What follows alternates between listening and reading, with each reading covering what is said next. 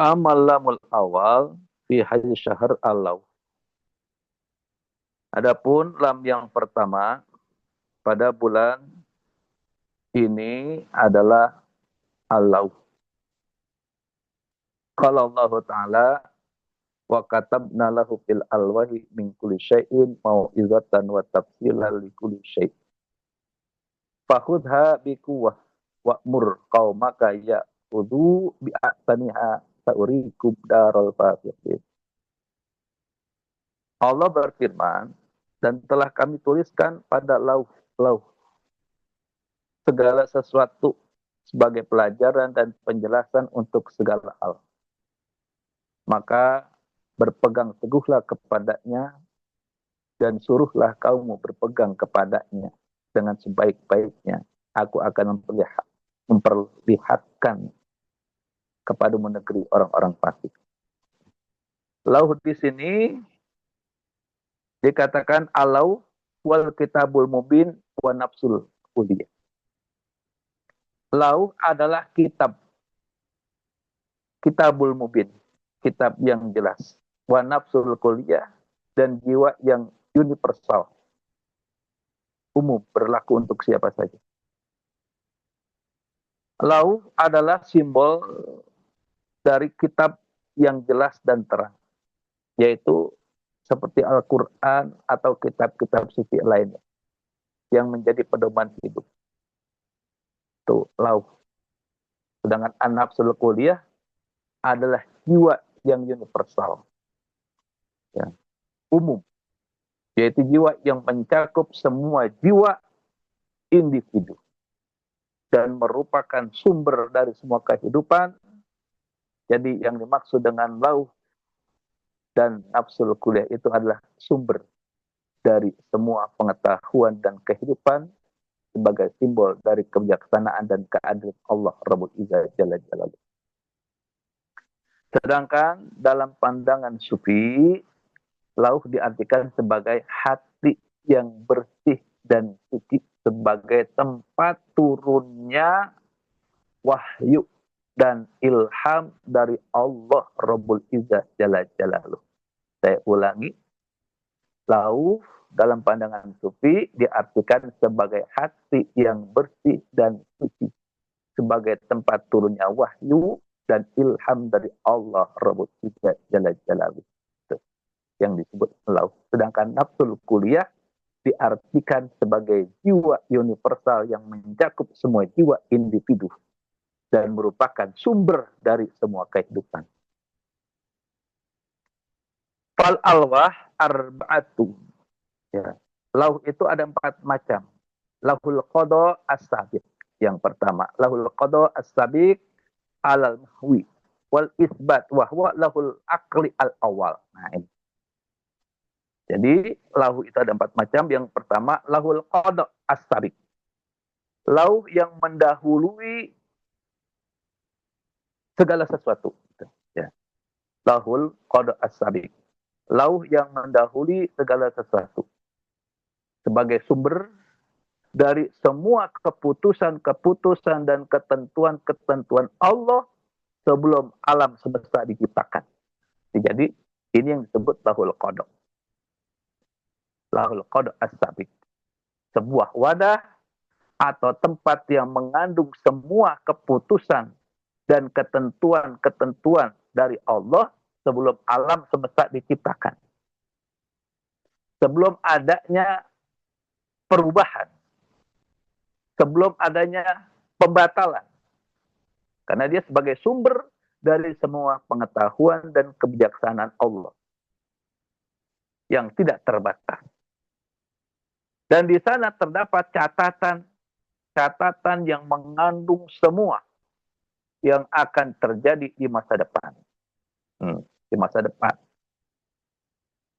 Termasuk takdir dan nasib kita sebagai manusia. Jadi disebut juga sebagai lahul akal al-awal. Karena sebagai tempat turunnya akal pertama, yaitu akal yang diciptakan oleh Allah Rabbul Izzah Jalla Jalaluhu sebagai perantara antara Allah dan alam semesta, antara Allah dan makhluk, antara Allah dan kita. Ya. dalam kacamata sufi, lahul akal itu, lahul akal al-awal diartikan sebagai hati yang suci dan bersih karena sebagai tempat turunnya wahyu dan ilham dari Allah. Yang kedua, walahul qadar, ay lahu nafsin natiqah al-kuliyah. Allati yafsilu fiha lahul awal wa yata'allaqu bi asbabiha wa huwa al-musamma bilahil mahfuz. Nah, lahul mahfuz. Yang kedua, lahul qadar. Lauh yang menentukan. Ya. Yaitu lauh an-nafsun natiqah al-kuliyah. Lauh jiwa yang berbicara bersifat universal. Di dalamnya lahul awal, ya lahul pertama yang merinci, memisahkan dan menghubungkan dengan sebab-sebabnya. Dan itulah yang disebut lahul mahfuz. Lauh yang terjaga, yang terpelihara. Lahul qadar adalah lauh yang menentukan segala sesuatu dan merupakan tempat turunnya keputusan-keputusan, ketentuan-ketentuan Allah. Jadi, lahun nafsun natiqah al-kuliyah adalah lauh yang merupakan jiwa yang berbicara, yang bersifat universal, mencakup semua jiwa individu, masing-masing orang, sebagai sumber dari semua kehidupan. Lahul awal, ya, memisahkan dan menghubungkan dengan sebab musababnya, karena lauh pertama merupakan sumber dari semua pengetahuan dan keputusan Allah Rabbul Izzah Jalla Jalaluh. Lauh yang kedua. Dan yang ketiga dinamakan lauhun nafsu juz'iyah as-samawiyah allati yantaqasu fiha kullu ma fi hadzal alam bisyaklihi wa hayatihi wa miqdarihi. Ya. Lauhu nafsu juz'iyah as-samawiyah, lauh jiwa yang berhubungan dengan langit, yaitu lauh yang di dalamnya tergambar semua yang ada di dunia ini. Ya. Berikut bentuknya, rupanya, dan ukurannya. Nah, wahwa al-musama bisama idunya. Ya. Dia disebut as-sama'ud dunya, langit dunia. Wahwa bimusabati khiyadil alam kama anal awal bimusabati ruh wasani bimusabati qalbi. Ya. Seperti itu. Jadi dia seperti lauh awal, lauh pertama sebagai ruhnya. Ya. Dan lauhul qadar, ya lauh yang kedua seperti hatinya. Ya. Lauhun nafsu ajuziyah al-as-samawiyah adalah lauh yang merupakan jiwa yang parsial dan langit yang di dalamnya tergambar semua yang ada di dunia ini. Apapun yang ada di dunia ini. Ya, asamud dunia adalah langit dunia sebagai tempat turunnya wahyu dan ilham dari Allah. Tempat turunnya wahyu dan ilham itu adalah di langit dunia. Sedangkan awal seperti ruhnya tadi, yaitu sumber dari semua kehidupan dan pengetahuan. Sedangkan lahul qadar seperti hatinya, yaitu tempat turunnya keputusan dan ketentuan-ketentuan Allah Rabbul Izzah Jalla Jalaluh. Lahul nafsul ajuz'iyah as-samawiyah seperti bayangan-bayangan dunia, gambaran-gambaran dunia dari semua yang ada. Jadi dalam konteks ini, lauh an-nafsu al-ajuz'iyah as-samawiyah diartikan sebagai sumber dari semua gambaran-gambaran pengetahuan tentang dunia, serta sebagai simbol dari kebijaksanaan dan keadaan Allah Rabbul Izzah Jalla Jalaluh. Dan yang terakhir adalah lauhul hayyula, ya, walahul hayyula al-qabil lisur fi alim syahada.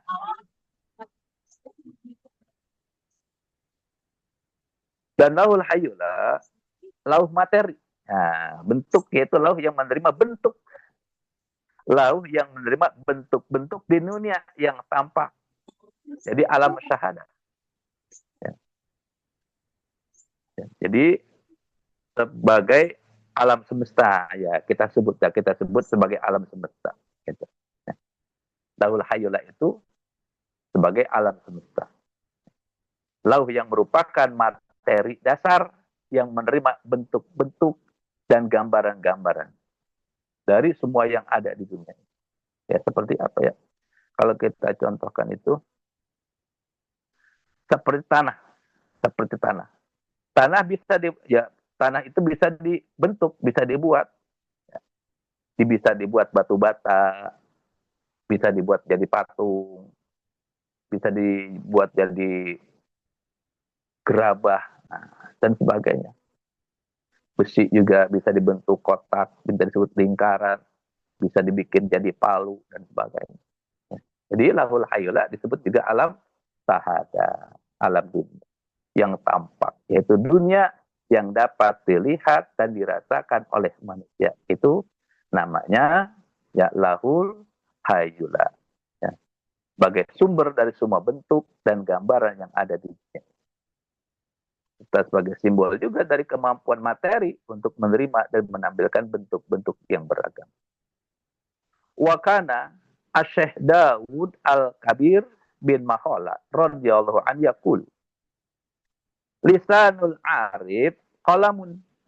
Kata Syekh Daud Al-Kabir bin Makhala radhiyallahu berkata, lidah orang yang arif, lidah guru mursyid, adalah pena. Yaktubu bihi fil alwahil qulubil murid, yang menulis di lauh hati murid-murid. Nah, ini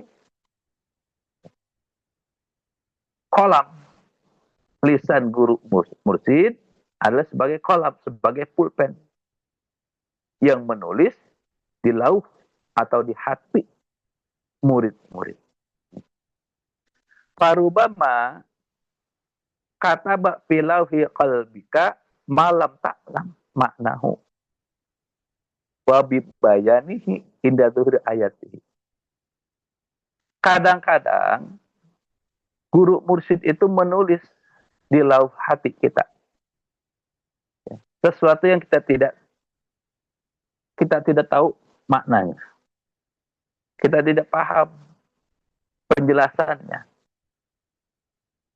tapi kemudian akan muncul ketika tanda-tandanya itu muncul. Nah, gitu. Kadang-kadang tidak memahami ya. Setelah tanda-tanda muncul, baru kita memahami. Contohnya. Ada contoh. Guru kita memaklumatkan. Kita memakai baju jihad. Ya. Guru kita memerintahkan, memaklumatkan kita memakai baju jihad.